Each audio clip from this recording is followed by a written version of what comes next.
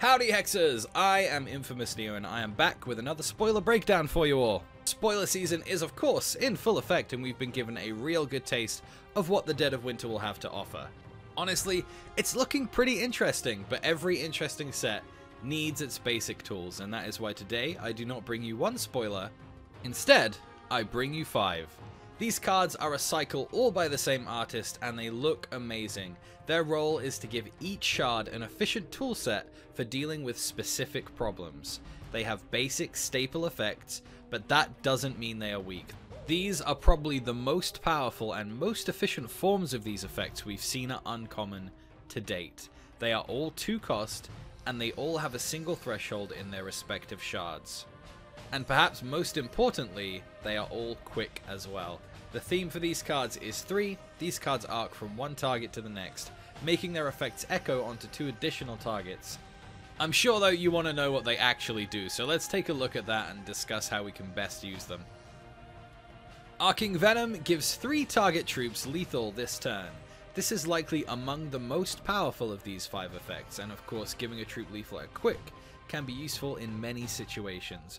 But where this card will really shine is in situations where you're going to be swinging with a lot of low attack troops. Arcing Venom gives you the chance to turn blocks that are advantageous for your opponent into trades. The Blood Wild Deathcry decks in particular will be producing a lot of Blight Blossom thanks to the power of Plague Root. These decks often go wide and often require that you swing in and accept some losses in order to do damage. And this card turns those swings into a huge amount of value, dealing the damage you need to and taking out the blockers for next turn as well. Obviously the same goes for Candles too, though the pairing of Candles with Blood will be far less common and far less likely.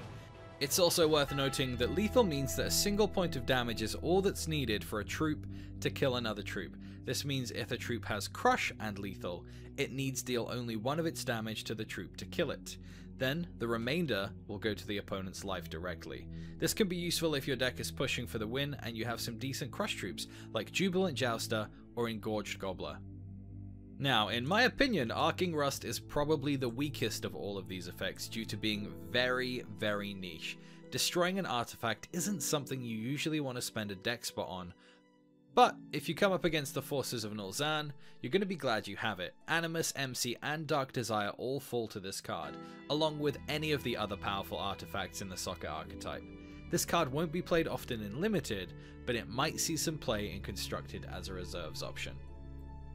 Arcing Frost is the most basic of these effects, but at the same time, it's the one that is going to be used the most often because it is the least niche. -3 attack to 3 different troops at quick means you have a combat trick that can affect the battle in a very broad way. It's not as potent at performing its task as other Arcing cards, but it's far, far less niche, and it can be played in the main deck in Limited without feeling bad about it most of the time. This card can have an impact on the game in almost any Sapphire deck. Arcing Winds is the wild, constant destruction flavor of Arc. This card will let you destroy up to 3 target constants. And obviously we know that this card is going to be the card you want against those Blood Diamond Goot decks. Taking out the Nightfalls, the Daybreaks, and the Twilight Eclipses 3 at a time is going to be very, very useful. Plus, in Dead of Winter, the Twilights are expanding their roster of constants too, so this card is going to be even more useful than it would have been in Frostheart alone. I just hope it isn't only wild with efficient constant destruction this time around.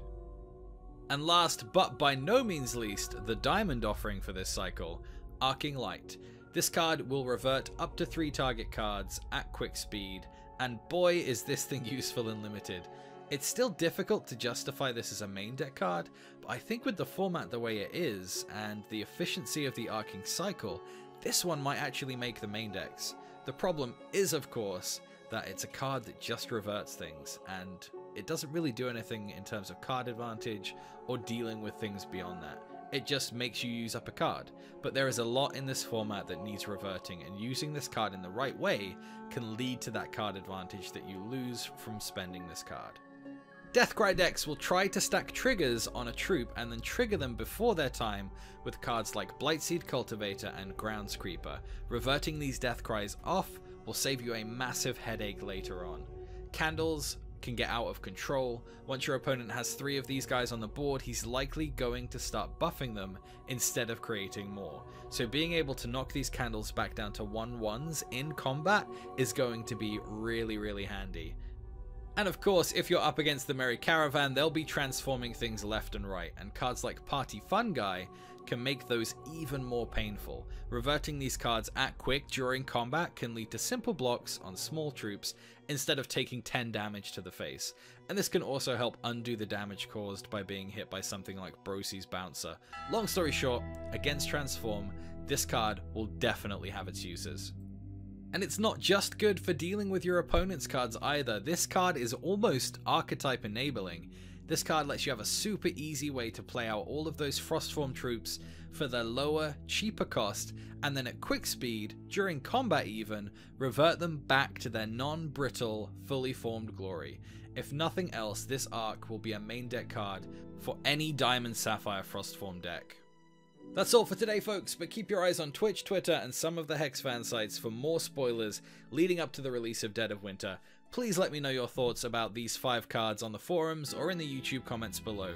You can watch my latest video by clicking on the left of the screen, or subscribe to my YouTube channel by clicking on the right. I'll be streaming nearly every day on Twitch too, so if you want to stop by, the link to that Twitch channel is below the video.